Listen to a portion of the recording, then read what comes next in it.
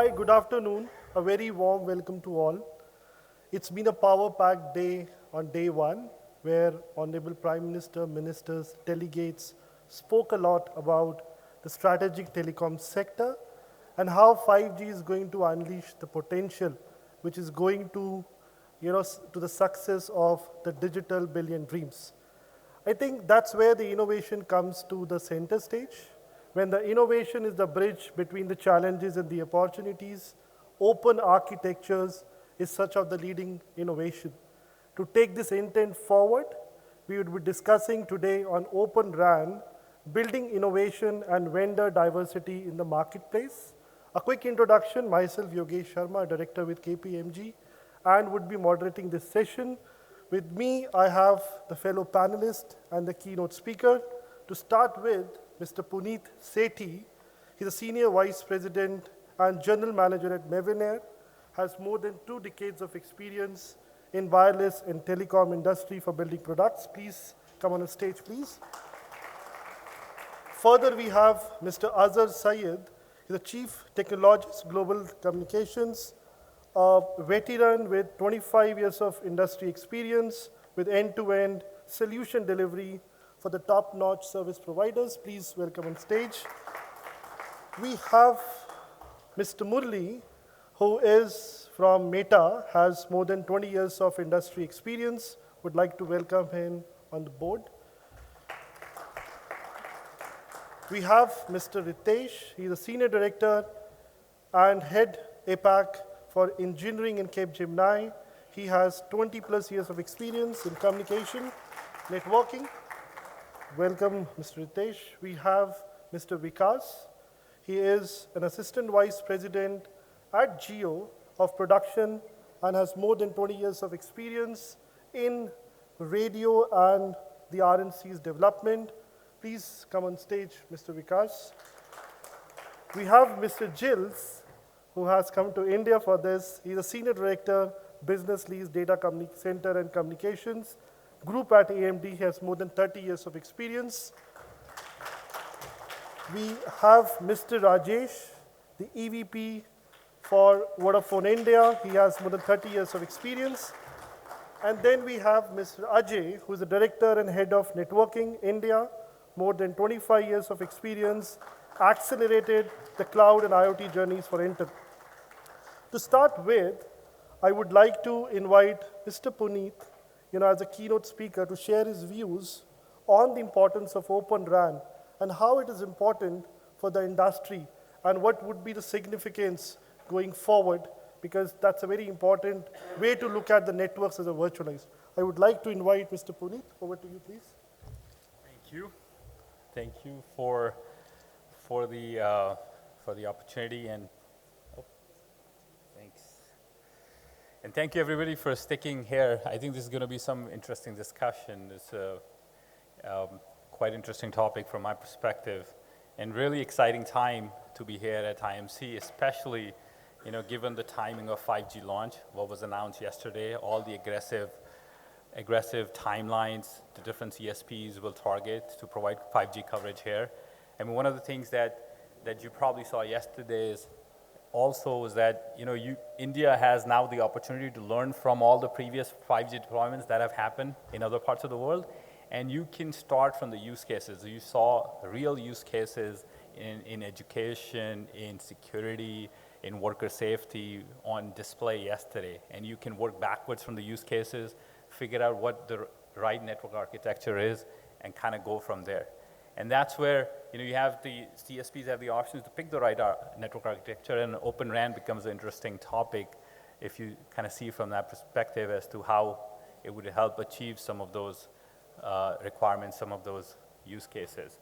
There's a lot to talk about Open RAN. In this, I'm going to limit my time. I'm going to talk about innovation and vendor diversity, which is a topic of interest, and then we get into the panel discussion. But before we really get into Open RAN, I want to just set the stage on terminology. There are so many terms that are used in this industry, so I want to kind of go through that and settle on one term, which I'm going to rely on for the rest of my presentation. If you start from the extreme left, there's a term called vRAN, which basically talks about disaggregation of software and hardware. You move the software functions away from monolithic proprietary hardware and move them so that they can run on general purpose compute. That is virtualized RAN, or short form vRAN. As you go further right, the next term on the screen is ORAN, which is a standards body. I was talking to Vikas earlier, who represents working group True in that body. There's a lot of work, good work happening in that body, and that body is putting out standards that define interfaces between different subsystems of RAN. So any product that complies with those standards become an open RAN product. These interfaces is what makes vendor diversity happen. People can bring in, for example, with the best-in-class remote radio unit, best-in-class radio units, and just compete in that segment on the merits of their product. And CSPs get the option to select the product just based on its merits. There are no barriers to entry, and they're not stopped from entering the market because there are proprietary interfaces, or there are vendors who just provide vertically integrated solutions who won't open up the interfaces. So that's what sort of Open RAN term goes. And then if you move further right, there's a term called CRAN, which does not talk about disaggregation of software and hardware. It does not talk about open interfaces. It talks about pooling of resources. It talks about architecture. As you move the resources in a central place, you can take advantage of pooling.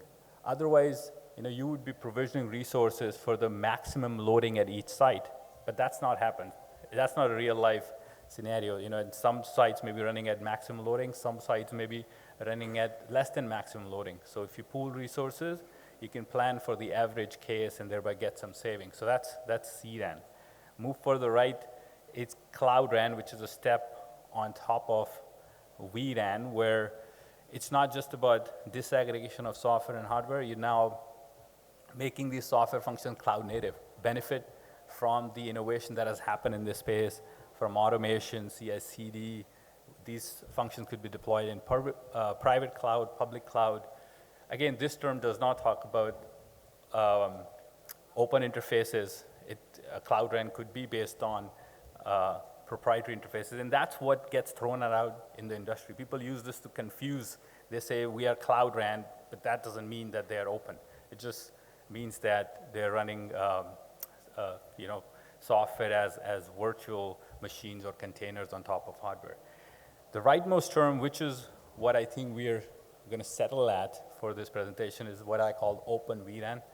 It combines the elements of disaggregation of software and hardware. Software is deployed in a cloud-native way on general-purpose compute, whether in private cloud or public cloud, and the interfaces between the different subsystems are open, and thereby giving the CSPs the opportunity to select the best product in its class and kind of benefit from the vendor diversity and innovation that we're going to talk about in the next slide. So with that, let's first talk about why the motivation for this Open vRAN. I think this is, I'm not going to dwell too much on this. This has happened in the telco stack over the years. It happened in the core, it happened in the IMS.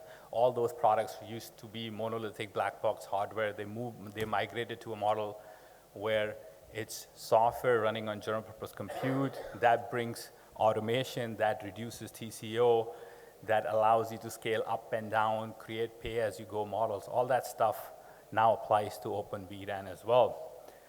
So let's move to diversity. So if you notice, I'm calling this supply chain diversity as opposed to vendor diversity. That is only one aspect of this. So let's just cover that first aspect. If you look at any industry that has gone through a phase where open interfaces were introduced, for example, take internet, right? There are different players that can come in and offer their products in a free manner, and they rely on these open interfaces to interwork with other partners. And that's what's happening in the telco stack as well. Now, telco stack gets disaggregated into all these layers, starting from remote radio units to the different subsystems of RAN, CU, DU, and the platform layer that allows you to virtualize the software. There's the new space now being created with RIC, RAN intelligent controller. So there are RApps and XApps that are getting designed that could be targeted for example, cloud gaming, for industrial and private networks. So there are players that can come in and just offer those RApp and XApp and rely on the interfaces that are defined in O-RAN bodies and rely on that for make sure that works with the rest of the network subsystems. And then, of course, there's the COTS hardware where we have, the server OEMs that provide the server hardware, which applies not just to RAN, but to other pieces of the network as well. So that you can see the choices now available to the CSPs, and everybody has the ability to not just choose the right product, it's also the flexibility also on the other side, right? The vendors can now specialize in a certain sector. For example, if you look at RRU space, we're working today with more than 15 RRUs across different parts of the world, different RRU partners across different parts of the world, and they can come in with the key, their USP, whether it's a certain band, certain geography, indoor, outdoor, and they can provide the right product at the right price, the right performance in that segment. So that kind of is the flexibility that the CSPs, the customers get with this vendor diversity. Now this diversity actually goes deeper, and there are panelists here that come from that space. It's not just the first layer of suppliers that get diversified. Deeper into the supply chain, silicon players, for example, now can enter the solution, the telco stack, the RAN telco stack, and offer their solutions. And we've already seen a lot of that in action already with announcements from Qualcomm, Intel, AMD, Xilinx. All these players have now entered and provided their target silicon for both DU and RRU market. That would not have been possible without these open interfaces. So what does it do?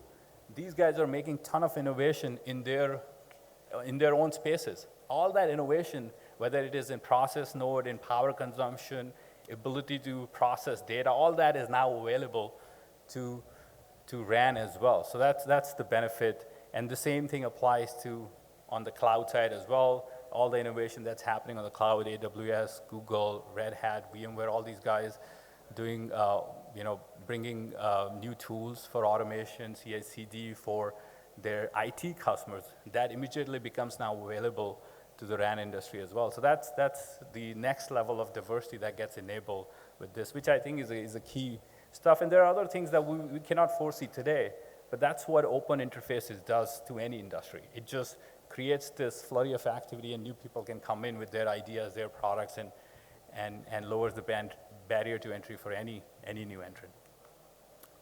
Now let's talk about innovation. This is just the beginning of what Open RAN is doing to this space. I think the road is long. We already talked about what it's doing to the RAN telco stack.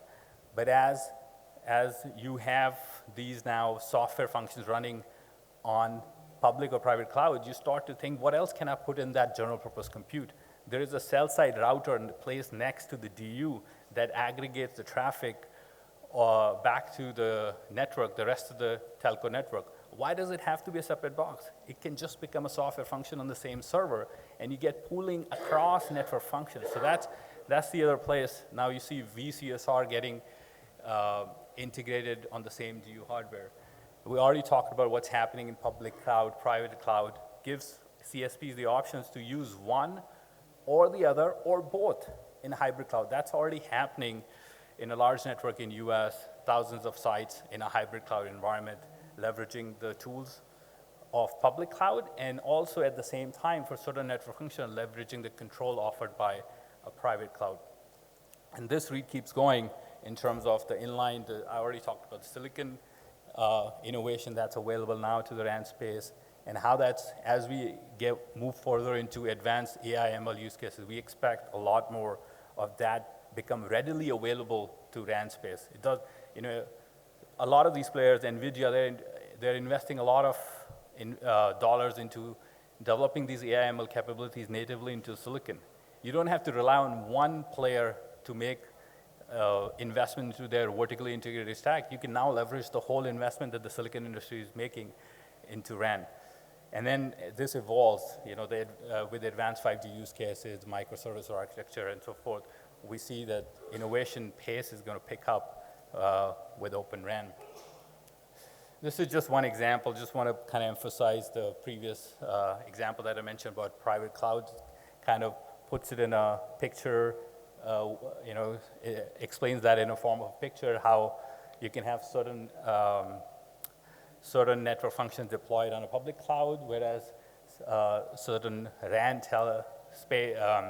functions deployed closer to the edge on a private cloud. This is one of the architecture, for example, in a deployment in the US. And this is, and I'm going to end with this last example of connecting the dots between Open RAN and edge. And there's been a lot of talk about innovation at the edge. How can we create more value for consumers by deploying applications right at the edge, reducing the latency, whether it is for enterprise customers in the industrial sector or whether it is consumers utilizing cloud gaming applications. So all of these sectors are going to require some form of edge processing. So you need first one driver that's going to create all that pool of resources that going to get deployed at the edge. And that's where I think Open vRAN offers that unique relationship. In one way, it is the enabler for edge, because now you're deploying this COTS hardware right at the edge, at the site, as close as you can get. It's the most extreme edge of the network, as close as possible to the user, and that's what Open vRAN allows. But at the same time, it is also a consumer driving the edge use cases. I talked about RAN Intelligent Controller. These are RX, R apps, and X apps that modify and configure RAN software for network slicing, different QoS configuration that you can manage through that. So this becomes a use case for edge, and actually becomes the innovation that Open vRAN can drive on top of this edge processing by co-locating the DU functions and the RIG functions at the same node. And this is just summarizing the point that I was making earlier. One of the lines I picked up from Dish Network in their submissions to FCC, where people were discussing as to what is the use case for edge. We're deploying all these edge nodes. That I think he put it quite beautifully, in my opinion, where he says Open vRAN actually becomes the use case for edge as you push more and more compute, more and more RAN functions right next to the user. That's what Dish is doing, for example, in their network. It kind of increases the pace of innovation also in that space. So that's I think a good way to kind of describe it and kind of summarize the topic on innovation. Thank you, guys.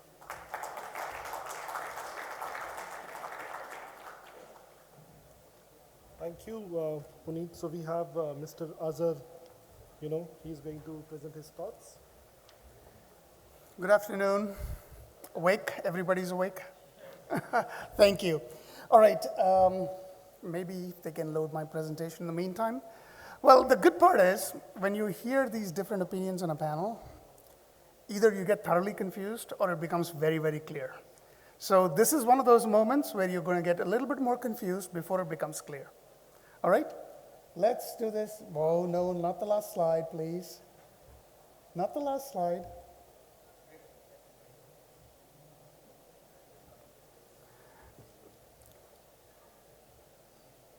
The reason why I say that while they're pulling up the slide is I start off with a similar definition to what Puneet did, except that my definitions are going to be completely different from what he did.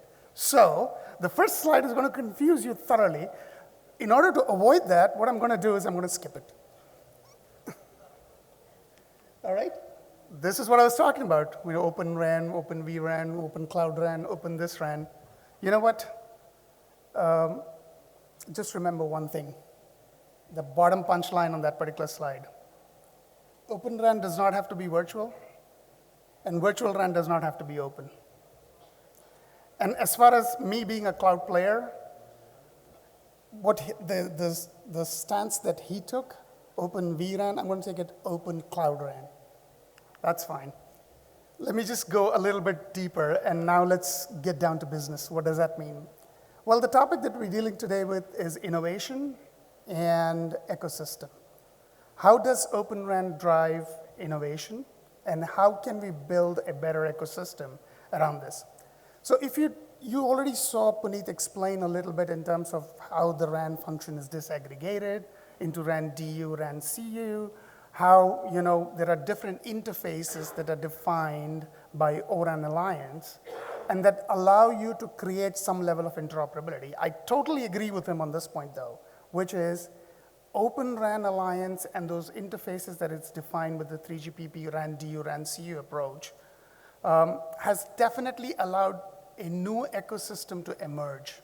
Otherwise, you were captive based on one of those RAN vendors who provided everything from the radio unit to the RAN DU to the RAN CU, and then, of course, the core. The only thing you had probably was some leeway in terms of how you would use core gateways.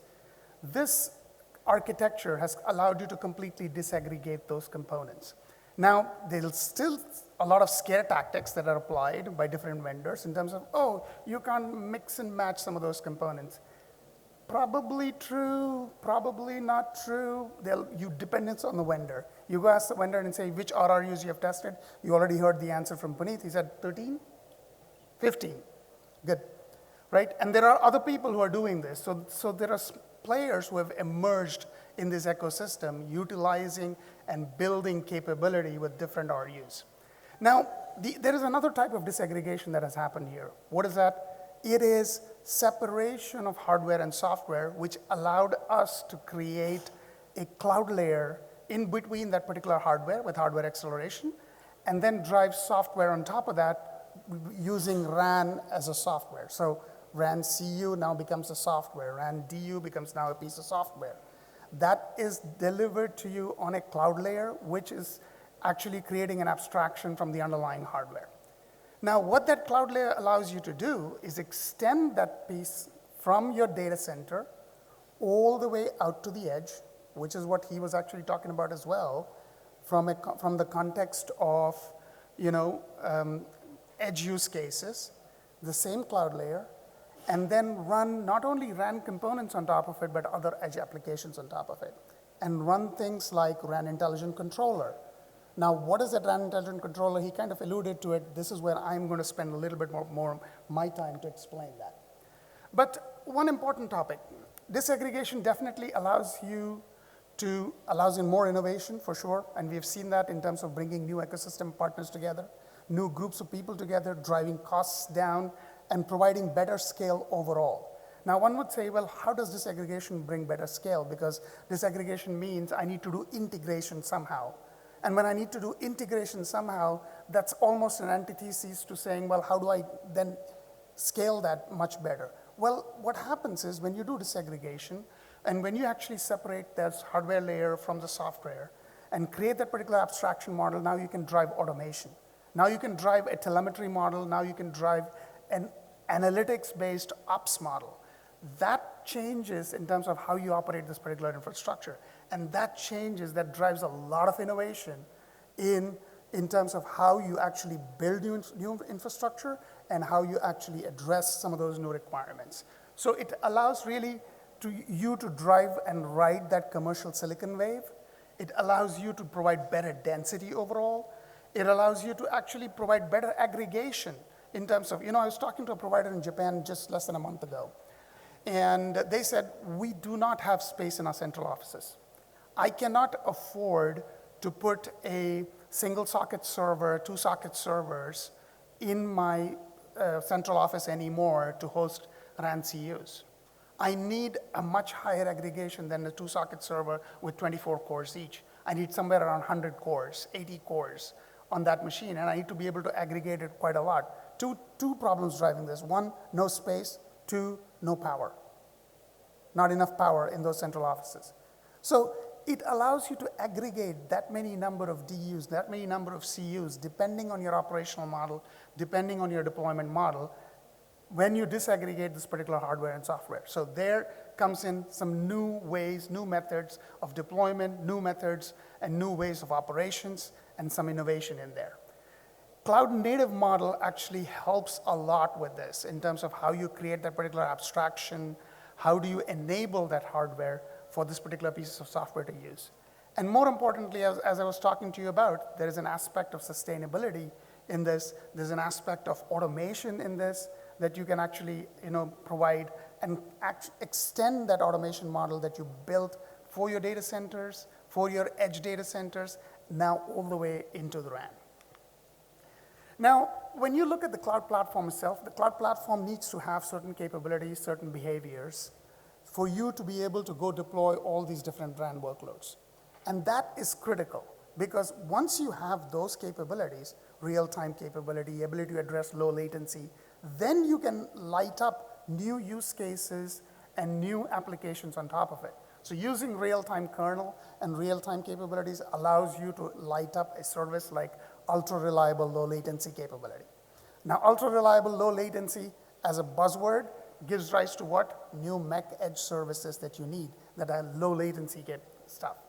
So things like automation allows you to do massive scale.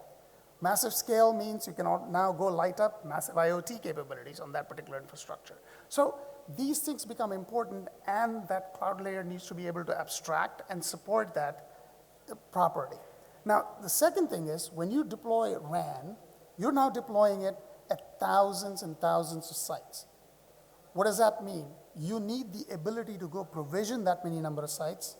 You can't manually do it. You can't do a truckload at that time. I learned that one of the providers here today has 270,000 cell sites. Another one, I think, has somewhere around 300,000 cell sites in India. 300,000 cell sites, you can't do a truckload. And of course, with Ambani's declaration that he's going to have it in every taluka by the end of 2023, it's not possible without automation. It's not possible without doing things like zero-touch provisioning.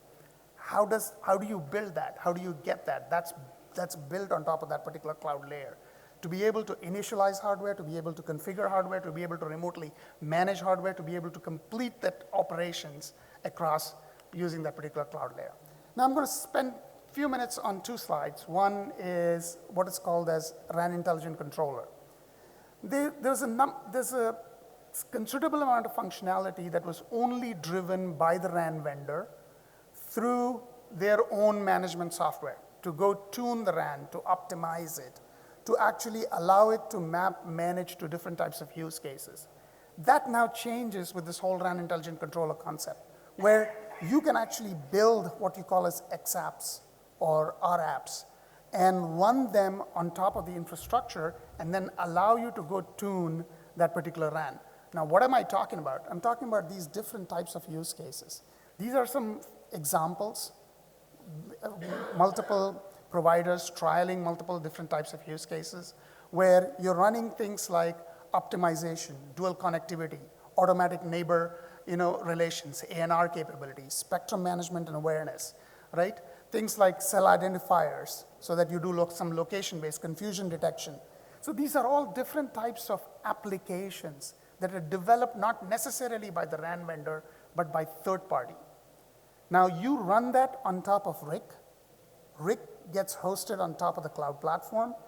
That RIC now talks to those RAN components and in turn provides you a new service, a new capability that allows you to optimize the entire infrastructure, the entire RAN in an appropriate way. So these are some different types of use cases that you see, and these are only possible now in this type of open RAN environment. A closed environment will not allow you to take any third-party app and say, oh, I'm going to muck around with your RAN radio tuning parameters. No, not possible. But this model will allow you to do that.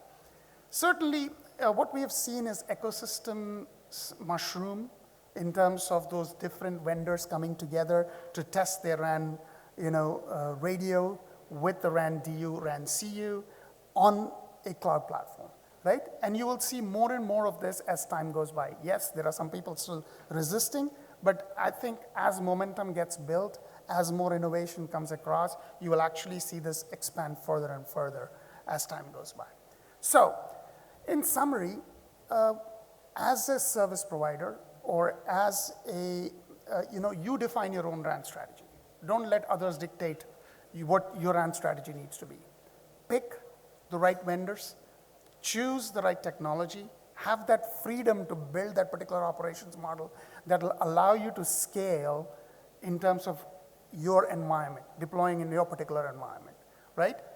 Think about scalability, think about what infrastructure do you need, think about how cloud native it is. Make sure that it's absolutely compliant with respect to what you want to be able to do. What's the security posture of that particular platform, right? How does that look like? What is the operational consistency model? You don't want a separate operational model in RAN versus a different operational model in core. You don't want to have multiple different teams doing completely different ways. That's how it is today. It's completely different teams doing completely different things. Where is the efficiency in that? So you need to think about those, right? Build your own strategy. Look at what is the desired end state. Where do you need to be? Work backwards. I've actually seen some really, really good examples of providers around the globe who are doing intelligent operations, analytics-based, AI ops. They've applied to the data that they've gathered from RAN, built a telemetry model, big data lake, automate that based on thresholds, move that particular information, then tune the infrastructure again, and continuously do this using a closed loop automation framework. That can only be possible when you have an open platform, when you happen to have an open environment, and when you really, that's where the innovation really shines through with this new ecosystem. Thank you very much. Hopefully that was useful.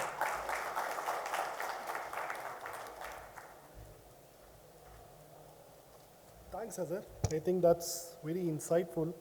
I think I have 4 key takeaways which I got it from Puneet's and Azhar's discussion. It's the openness. The architecture is more open so that anyone can build in as per the customizations. It's vendor neutral, software defined functionality, and obviously with the open interfaces, it has a lot to offer than the traditional networks.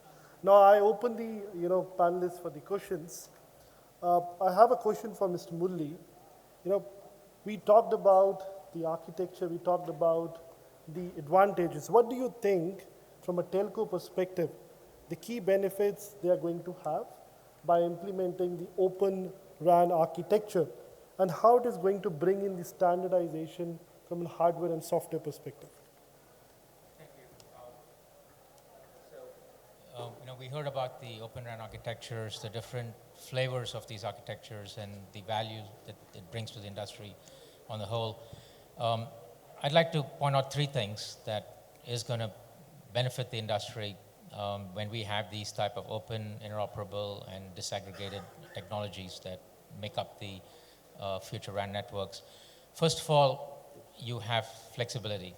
Flexibility in the supply chain.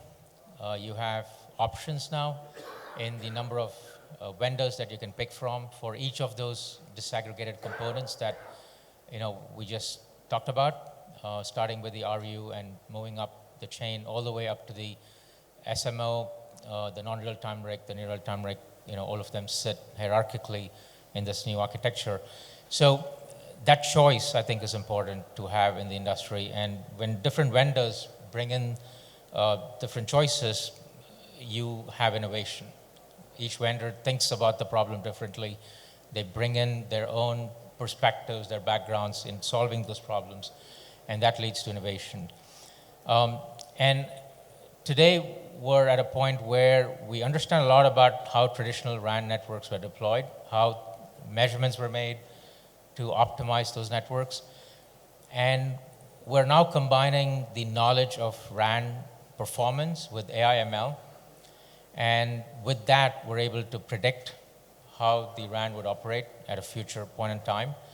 Based on that prediction, we're able to automatically reconfigure the network, make sure that the network operates in a certain way to handle the traffic, the type of load that the network would potentially have to support at some point in time, given the dynamic nature of the type of payloads that our networks see today. So I'm quite excited about the RIC platforms that our speakers talked about earlier. Each of those platforms have the ability to bring in the AI/ML capabilities, again, from a variety of vendors who represent different backgrounds and bring their unique understanding of the network in terms of software and deploy these software as XApps and RApps on these products. Finally, I think we're going to see an improvement in time to market just based on the fact that we're accelerating the pace of innovation. And we are going to not only apply these new techniques, AI/ML-driven techniques, to bring in new innovation, moving these payloads to the cloud also allows us to bring in IT innovation. Years of CI/CD pipelines, years of lifecycle management of these workloads that have been practiced in the IT industry, we could bring those to the RAN industry, and that would help us become faster, right, in deploying future networks. So I think that's where the value is going to come from. The combination of multiple vendors, the fact that they bring in different perspectives, these different perspectives get captured in the form of these optimization applications, better configuration management applications, better deployment, better ways of deployment. And I think that, is the biggest benefit that we're going to see. Sure. Just a quick follow-up question. How do you look at the ecosystem on the ground? We have incumbents, we have the new entrants. How do you look at that? Just a quick one. Sure, yeah. We are, as Meta Connectivity, our goal is twofold.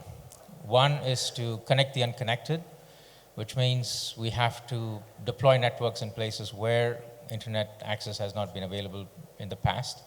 That requires an ecosystem. That requires different players to come in and create the right solutions that scale at the right level in order to deploy these networks that connect the unconnected. Meta is also focusing on taking current networks and future networks towards the metaverse and making them metaverse ready. That would attract the first billion people to the metaverse rather than the last billion people to the internet. So we're focused on that. And that has to be done through an ecosystem of partners.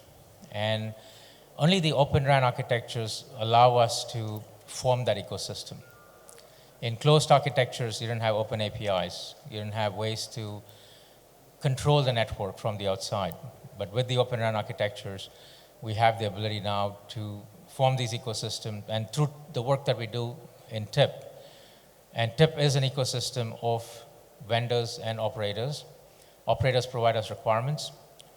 We're able to take those requirements to vendors. We're able to see what the vendor capabilities are, when they're able to provide a certain technology at a certain point in time, and then test and validate those technologies and then take them back to the operators and deploy them in the field. Sure. Thanks, Mr. Murali. So over to Mr. Ritesh. We know a lot of the legacy networks that we had, the implementations were more hardware specific. How do you look at the cost perspective? How do you look at the business and the ROIs? And in terms of Open RAN, which is a buzz these days, a lot of entrants, a lot of people are talking about, how do you think it is going to be a mainstream in the coming years? I think it's a very good question, Yogesh. So let me take up the TCO question first. So basically, my recommendation to all the players is, if you are looking for short-term CapEx and OpEx gains, then you should not go for ORAN or Open RAN. So Open RAN is not for short-term OpEx CapEx gain. Open RAN is a total architecture change, which is much beyond monetary aspects. So the operators which are only looking at Open RAN for monetary aspects, I think this is only half the understanding of Open RAN. Open RAN is much more. Open RAN gives us flexibility. So many times, you can't buy flexibility by price, by paying more money. You can't buy it.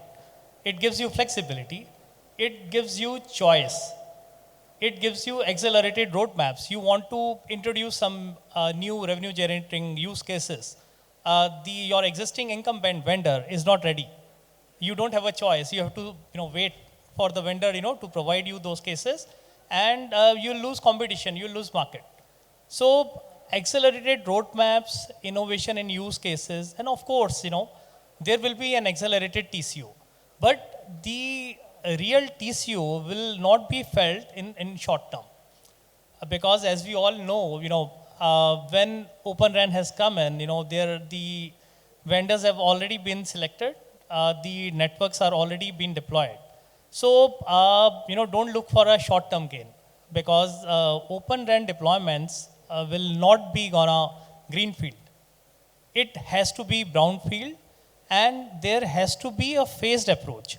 So, when Open RAN is totally in the field, some operator will have, I don't know, maybe 80% deployments. Some will have 50, some will have 20, and maybe there are some, which will start. So there will be different phases, they'll be in. And so Open RAN needs a very, very phased approach for deployment.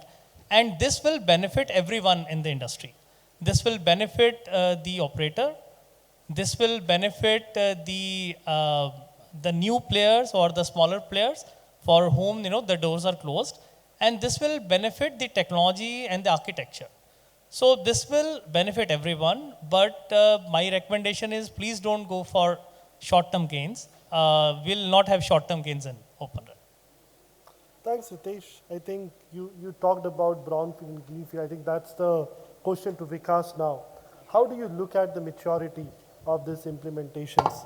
And from a value chain perspective, we have telcos, we have the infrastructure players, and we have the system integrators.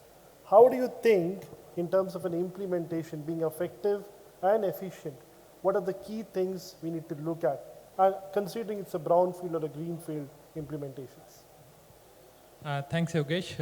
I think there's another thing which goes into our mind that when we are going to deploy an Open RAN system, so what are the things that we need to consider? So first and foremost is the open means that it has to work with another system. For that, we need a specifications. So everyone, right from the operator or from the vendor side or from the system integrator side, we have to contribute to write those specifications first. And there are organizations which are working to make it truly open. So unless and until the specification part is done, we cannot go for a second step. And the second steps comes into the picture when you have the specification, but when you wanted to go for interoperability. And that is very important aspects of the open system, that one system has to interrupt with the another systems. So many people give example of the Lego kind of blocks. So in our childhood, we do not have privilege to play with the Lego thing. It's too expensive for our parents, but now we buy it for our kids. That is modular, but that is not open. So that is the difference, because you cannot have the Lego made by some company in India and then it can interwork somebody coming from the UK. So that is the difference. But if that has become open, so we can create our own faces and have a body from Hulk. So that will become open, and you then create a lot of new things into it. And to test that, we need to have kind of the places where the people can come over and test those things. So if you have RUs, you have DUs, so you need to have the specifications. You need to write the test cases that you can validate, go to a place where you can validate and say, certify that, okay, my systems work with these systems. So that will create a lot of the players around, and a lot of small players with innovative solutions, they will come into the market. and that can interwork with the other systems as well. And that's where the beauty is. And that's how you will make the whole system. And from that point of view, I think the knowledge sharing is very important. So whatever knowledge we gain from one testing center, that has to be propagated to others so that the others don't do that mistakes. So for that, we write test specification, and there is a need to have the plug fest, the sharing of the knowledge, and that is the second aspect. The third aspect, when it comes to the deployment, and that's where the end user will see, when you see on the pole some RUs, which is Open RAN, and then you have DUs and RUs. So from a user point of view, it does not matter, whatever works on the other side. So they need a service, and they need an interoperable service. And that's how the 3GPP has done a very good job, that you take your mobile phone, it works here, it works in Karnataka, it works in Indonesia, it works in US, it works in Europe, all over almost every place in the world, our mobile phone works. Why? Because the specification has been written in such a way that it can talk, mobile can talk to any operators or whosoever is providing on the other side, it can work on that. The similar thing has to happen at the other side now. So where you have system from the different places, they need to interwork with each other, and from a user point of view, it does not matter that which system it is talking to. Either they're talking to open or they are talking to close, it does not matter. And that's where the real deployment will happen, when you see from the end user point of view, it does not differentiate in terms of from where the services are coming from. And you have more improved services, and that's where the user will like it, and that's going to the deployment phase in that sense. Sure. Thanks, Vikas. So you spoke on the collaboration, you spoke on the vendor neutral networks. I think that goes to now Gilles, Mr. Gilles. What do you think the role of an ecosystem for the Made in India success? And we know with the 5G deployment, which is the mainstream agenda for our Honorable Prime Minister, how do you think the opportunities for the infrastructure players? And how do you look at the conjunction of Open RAN and 5G deployments that will go hand to hand? Over to you. Okay, thank you, Dagesh. And a lot of good points raised by all the honorable panelists here. So what do we call ecosystem? So I think that if you are just turning to the wall, that means you have quite a large list of vendors. And if you are looking at those names, quite a lot of them are coming from India. And for us, the Made in India ecosystem is critical to have the 5G deployment that will occur, that's starting to occur in India, to have this local innovation. Again, as you can see, I have a French accent, so I'm not from India. I'm sure you can realize that. But definitely, we are really working hard with the ecosystem in India, because we believe that the innovation that are here can really help the end user. Because there are two ways to look at the 5G deployment. The telco side, they need to monetize the network. And from the end user, what are the applications that the end user will be able to beneficial from what this 5G will bring to them? Healthcare, remote location, learnings, remote learnings, all those things is what really matter for the end user. And all the ecosystem that we are working with as an industry, whatever it is on the technology platform, whatever it is on the software platform, at the end, we should not lose track that all the interoperability and the performance we are bringing, and associated with the telco, working together, doing the integration, this is to deliver new services and new applications for the end user. And in India, I think that having the challenge, we went through the challenge of the 4G with you as an AMD Xilinx. We were part of the technology deployment on the 4G. We are part, and we will be part of the 5G deployment, because it's really important to touch 1.3 billion people. Meta mentioned connecting the unconnected. I think that in India, it's really something that will help the country to grow and to become, by the 2045, on the top 5 developed countries. So ecosystems means bringing innovation, hardware, software, saving power, because power is critical in India, is critical everywhere else in the world. But being able to innovate at those different layers that are defined by the O-RAN Alliance, the 3GPP, will bring what is required for the vendors in India to bring their technicity, their skills, to bring new innovation. The challenge will be to monetize this innovation. Because if the ecosystem is not sustainable, then when 6G will come, we will go backward and not forward.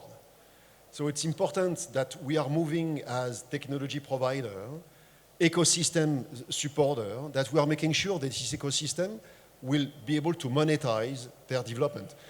Puneet was talking about 15 radio vendors. It's important that those 15 radio vendors are able to make money, because otherwise they will not be able to invest in the next generation for the 5G advance or for the 6G to make money as well. So we as technology providers and as telecommunication providers and as government, we have the responsibility to make sure that this ecosystem will be viable, vibrant, and will be self-funded over time so that they can reinvest on the innovation. You asked me another, as part of the question, the technology. Where do we stand on the technology? So technology is, and we have the platform, and we are delivering the platform in India. You are going through IMC. All the radios you can see, I will not say all, that will be arrogant. I'm French, so sorry for that. But most of the radios that you are seeing are powered by the AMD technology in one shape or form. And that's critical for us because this is where the very expensive spectrum that has been allocated last August to the operator need to be very efficiently used, power-wise, bandwidth-wise. Same thing on the 5G core. We are working with a lot of the operators and a lot of the ecosystem here to deploy those 5G cores and being able to save powers. I think that the question was around the number of cores, power that you need to run those systems when you are on the edge. It's very important to be power efficient. And that's what technology innovation, companies like us, like Intel, can bring to the party to make sure that at the end, the ecosystem will be able to leverage those platforms to develop new software, new systems, and being able to deliver the 5G expectations, to the 5G expectations that our operators here and the end users required for those services. Thank you. Sure, thanks, Gilles. Now over to Mr. Rajesh. Our fellow panelists spoke on the ecosystem, the power being one of the biggest cost factor, connected the unconnected. How do you look at the cost dynamics? Because we have traditional radio deployments, now we have open RAN deployments. From a cost sensitivity perspective, maybe from a CAPEX and OPEX, how do you look at the true cost stacked up? Because we are a price sensitive market at the end. Yeah, that's absolutely true. It's a very price sensitive market, and traffic is northbound and somehow ARPU is southbound, or maybe stagnant. So you have to balance these two things, and then how to connect these two dots. And what Ritesh was saying, I think he was saying the short term, maybe we don't look on the cost much. So more flexibility, more better services and all that. But in this kind of scenario, I think this may not be true. It's very difficult then to bring them on the forum. If you not get any cost advantage, it's very difficult to them make a dent in the operator space. And all engineering, if you see in Puneet's slide, I have seen that second one. Before that, let me tell you, that's one survey has been done by Analysis Machine. It's a big, about 100 operators across the globe. And if anything has been expected from the Open RAN, it was the TCO first. The first category TCO, and that also is not, I mean, the range has been also around 25, 30% better cost. And it's not by the operator. In any of the discussion and deliberation, if you see, I mean, like all Open RAN vendors, they will say, tell you first thing, that is the cost will be better. So if these two things you have put in the mind of the operator, and of course operator anyway looking at the better cost, if you're not able to deliver in the better cost, it will be difficult to make the dent. And all engineering, I mean, we talk about the technologies, I think all the technologists on the panel, me and I think only Vikas in the operator side. Engineering itself seriously should be the better cost. because you using general purpose hardware, which was the proprietary hardware. You're trying to, BBU is splitting in the CU dues, so you can take the advantage of data centers where the CU can move out on the data centers. DU, I mean, BBU was anyway in traditional RAN, it was nailed to every site, so there was pooling issues because resources were not optimally used, so you can do the pooling efficiency as now. If this all suggests, that should have the better cost. As well as the RIG component is there, which another component was in traditional RAN is the SON, which is the optimization part, which is outside, that's also a cost element.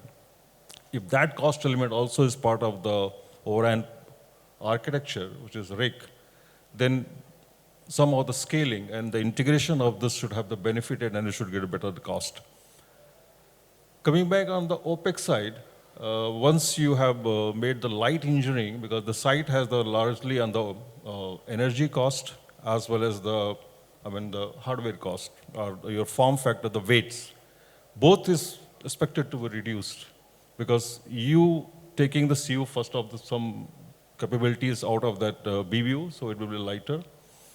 And once it's lighter, of course, your energy consumption will lower. So no doubt that OpEx will be reduced, and then pooling efficiency, general purpose hardware, better ecosystem. So all these pointers are towards the better cost.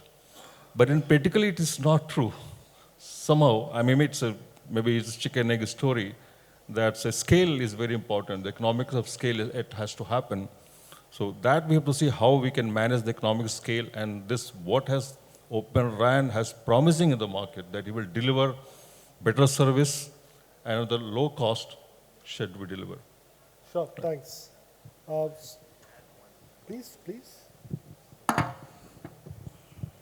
So completely agree with Rajesh on sort of the OpEx part. Right? That's a key aspect globally, not just here. ARPUs are southbound and OpEx is, and I think Rajesh covered that point on the OpEx really well. So I don't have anything to add there, but I want to just talk about ARPUs. So with this 5G, whether it's Open RAN or not Open RAN, is going to represent a lot of investment for all those service providers.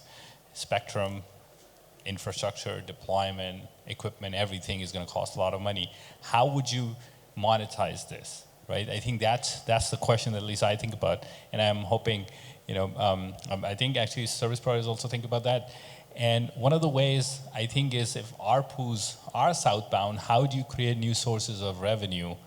And that's where I think, you're going to look to new customers, new enterprise customers, for example, new use cases, cloud gaming, to drive some additional sources of revenue that is not there in EMBB scenario where ARPUs are declining. And what you need to serve those customers, in my opinion, is ability to be able to scale your network down, maybe to on-prem solution, or create a network slice, deploy those solutions rapidly and quickly, because you're going to be serving, multiple hundreds of small enterprises, and they would need specific QoS requirements depending whether it's an industrial sector, a gaming sector, latency, bandwidth requirements are going to be different. So that ability only comes with, I think, what my panelist was also talking about, automation. You need to be able to deploy quickly, rapidly, customize over time. So that's where I think we got to create this push also on the ARPU side to push it northwards to kind of balance the two. So that's the other thing I wanted to bring out, that Open RAN potentially has a role to play there as well. Thanks, Puneet. Now we go to Mr. Ajay. So Ajay, we spoke on the ROI part. That's a long debate that we can happen among us. But how do you look at from a security perspective? Because there's also a lot of discussions which has happened. Openness and the virtualization also have a security threats in the entire stack. How do you look at? Because once we have 5G, which is commercially live, there could be more challenges on the security.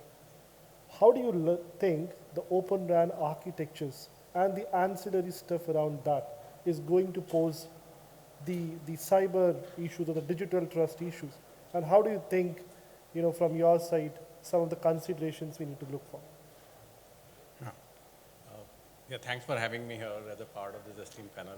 Yeah, I think security is an important consideration for Open RAN. Security is an important consideration for Open RAN, especially as you highlighted, it has open interfaces, it has multiple, ecosystem players trying to do the solution together. And lastly, and also virtualized application running on COTS hardware. So all this actually mandates something, with what is called as a zero trust solution architecture. So you need to really mandate security features right from silicon level up to the application level. And also on the transport layer, you need to have encryption. And for this zero trust, zero trust solution architecture, the developers whosoever are developing, they really need to, have the right security precautions built right from the, platform to the BIOS layer to the application layer and to the operating system. So I think if you have the zero trust solution architecture, maybe, it could really address these concerns. And, from Intel side, we understand this. And we have a couple of technologies, like what we call as SGX, PFR, we have MKTME, and we have QRT. So all this is helping to realize the zero trust solution architecture. So from an innovation perspective, Ajay, from Intel perspective, are you doing some kind of an innovation to look into that, some kind of hardware or the platforms you're having that? Sure, yeah. I'll say, I think first of all, maybe, one comment, we have discussed a lot on Open RAN and vRAN. Today, there are 30 commercial deployments worldwide and, by operators around the world. So it's not something, which is like still in talks. These are already there. And these Open RAN architectures, I think one of the things is that they will really help you launch new innovative services for both enterprises as well as, consumer segment. And, virtualization, which we have been, I think working on in the industry for quite some time, the benefits are undeniable. Our industry has jointly proven that, this is something, the moment you have a fully programmable solution, it is really, it has cloud-like agility. And when you have end-to-end virtualization, you could run, workloads right from the cloud to the core to the edge on a single platform. Yeah. So that's what you get with virtualization. And, as regard bringing the virtualization benefit to the radio access network is concerned, Intel has been, I would say, leading the way, and I think Puneet talked about the silicon vendors have to really start thinking about things which have to happen 4 years later now. And that's what, we've been doing. We have been leading the way for Open RAN and virtual LAN. And, I think most of the vRAN deployments worldwide are today running on Intel technologies. Yeah. And that's for a good reason. We have a combination of Xeon, our Xeon scalable third generation current processors, along with FlexRAN reference software architecture. So both these are, in combination, giving the right combination of performance as well as power efficiency. And, earlier this week at Intel Innovation, we had announced on our 4th generation Xeon scalable processors.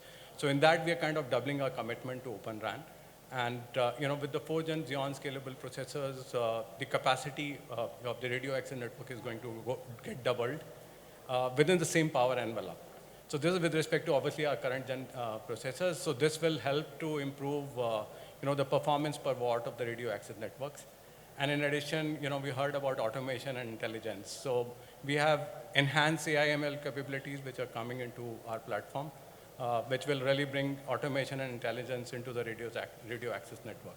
So this entire combination, I would say, of capacity, power efficiency, and these new AI/ML capabilities will help to improve the vRAN performance, flexibility, scalability, and most importantly, the important topic to really reduce the total cost of ownership. Sure. And in addition to this, I think this is not all. In 2023, we are coming up with 4th gen Xeon scalable processors with something what is called as a vRAN boost. It's an integrated functionality which will go into the Xeon SoC itself. And with that, the compute power requirements are going to go down by further 20%. So in a nutshell, I'll say, this 4th gen Xeon scalable processors, they will help to supercharge the radio access networks. Our customers and our partners are quite excited about it. And I'll say, I think, Intel now has a wide portfolio of vRAN solutions. We have software tools, and we have a good ecosystem alliance. We kind of leading, and I would say speeding the ship to fully program the radio access networks. So Yeah. it's a matter of, I think we are all driving the acceleration, the momentum on ORAN, and we should be seeing this really growing significantly in times to come. Thanks, Ajay. Yeah, Azhar, you go ahead. Very quickly, a couple of points, and I'll be very brief. Security by obscurity is a thing of the past. In fact, contrary to popular belief, open is more secure. Just keep that in mind as another punchline, right? Two, Rajesh talked a little bit about costs.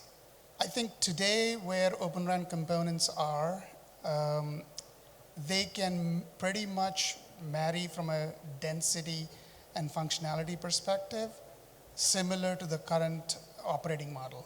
But the moment you add more density, like 32T, 32R, 64T, 64R, massive MIMO, you need more processor density, you need more, better gigabits per watt, and also second per watt capability.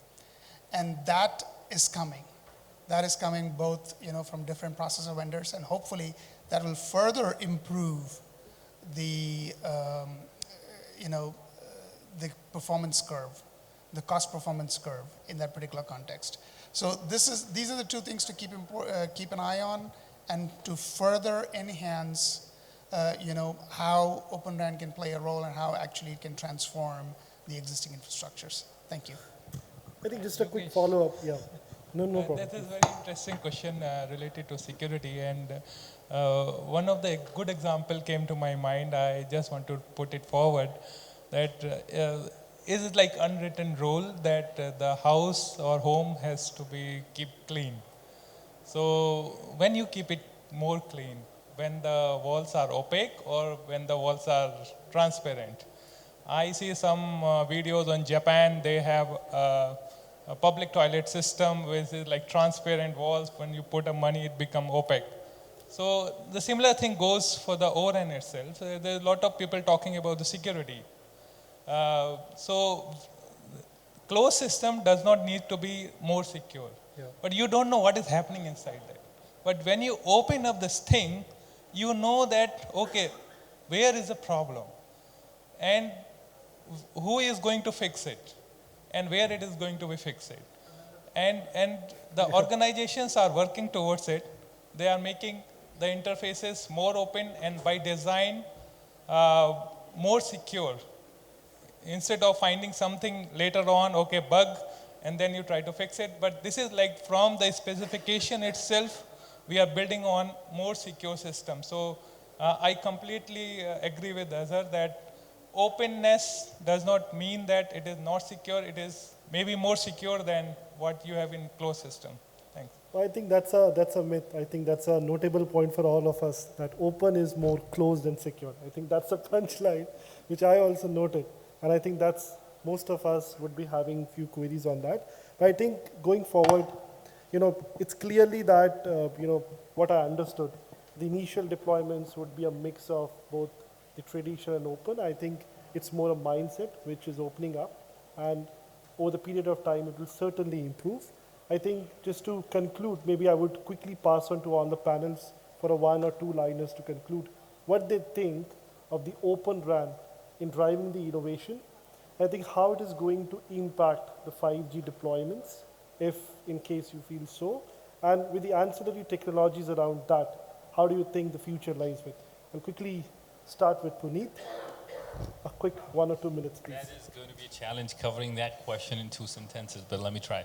So I think open interfaces drives innovation in every industry. It has been the case. You go back as many years as you can, look at any industry. As you make things open, new people enter, they bring their own ideas. They are able to make point solutions that do really good one particular job, and they're able to rely on the rest of the ecosystem to do the rest of the stuff. So that's what's going to drive the innovation. And in the 5G rollout, there are different every operator has different circumstance. Greenfield, brownfield, Spectrum Holdings, their strategy on SA versus NSA. So they're going to leverage Open RAN ecosystem in their own way. Everybody is going to start, thinking about it. Somebody will do it more extensively. Somebody's going to, do it in a more phased manner. But over time, we're going to see, as operator refresh, you're going to see Open RAN will play a greater role in this. And you already can witness that in even the incumbent vendors, the way they are playing out their roadmaps, they're kind of hedging towards making them more open. So I think this is I think my conclusion based on what I see around. Thanks, Puneet. Thanks. Thank you, Puneet. Instead of trying to dwell on why, which I think a lot of us spoke about, and the what, I think that also a lot of people spoke about, I'll just briefly talk about how, and I don't think we need to talk about when, because he just talked about the when. So how is this going to happen? Well, it is going to happen primarily because of that disaggregation model we discussed, and it is going to happen primarily because you have a cloud abstraction layer that extends your ops model from your cloud and your edge data center into the RAN. That's really critical in terms of how Open RAN can be successful in the future. If you wrap your mind around that in terms of your operational model, your architecture, your services, it is a lot easier for you to then understand how you can make that happen. I don't think we need to repeat on the why and the what. And of course, when 5G is now in India, hopefully it'll happen now. Yeah, thanks, Azhar. So clearly, you said the what or the why has been answered already, so I'll expand on the how part.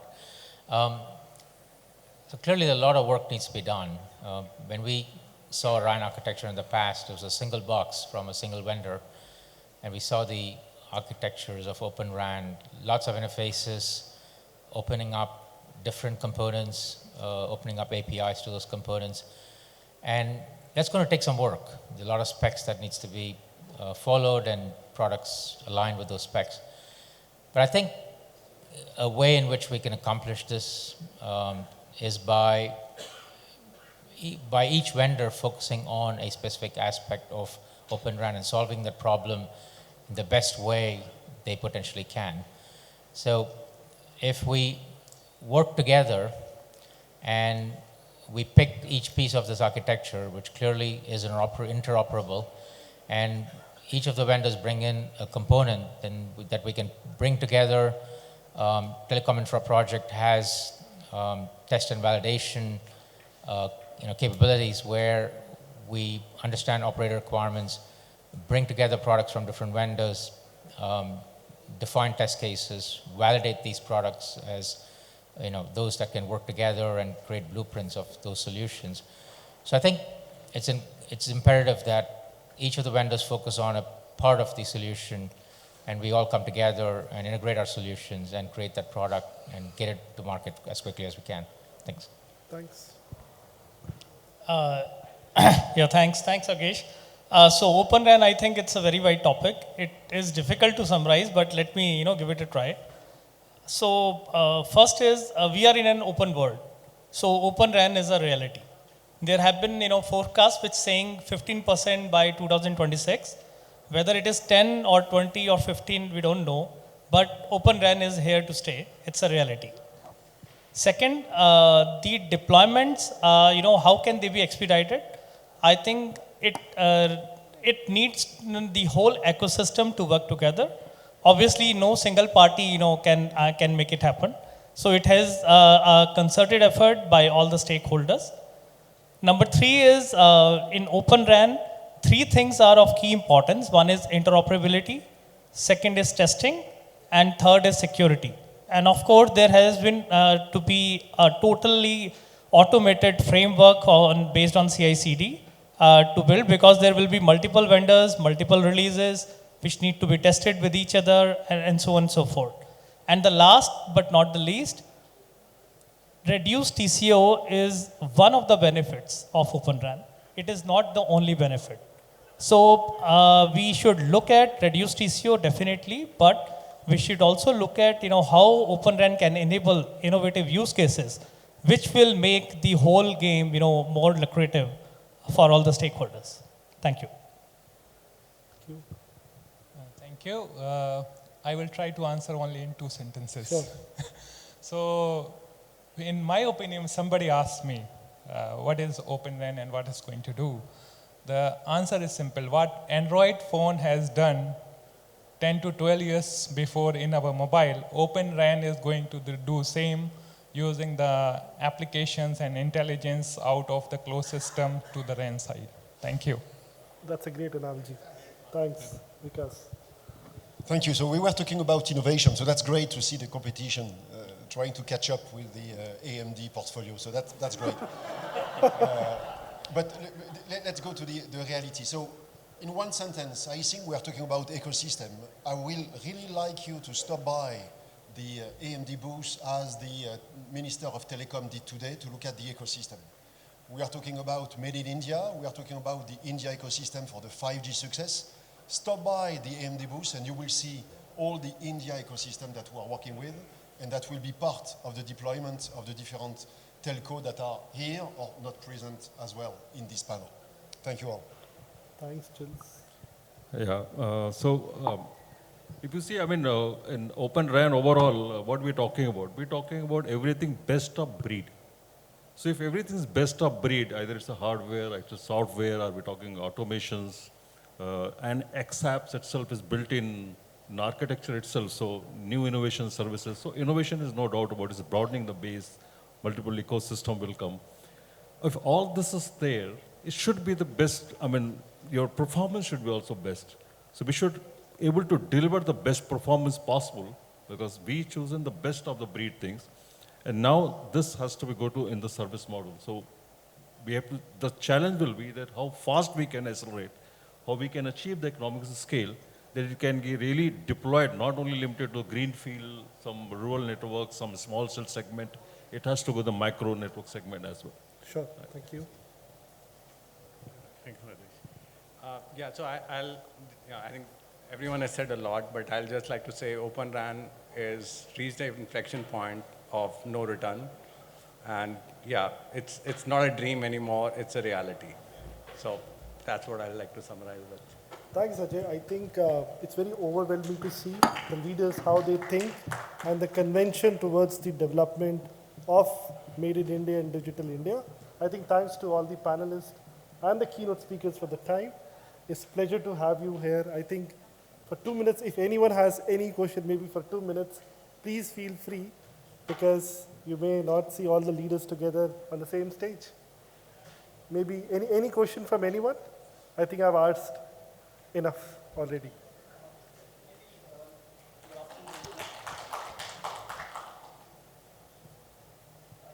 Very deep insights into the ORAN ecosystem. My query is to Mr. Murali Ranganathan. You spoke about AI in network life cycles.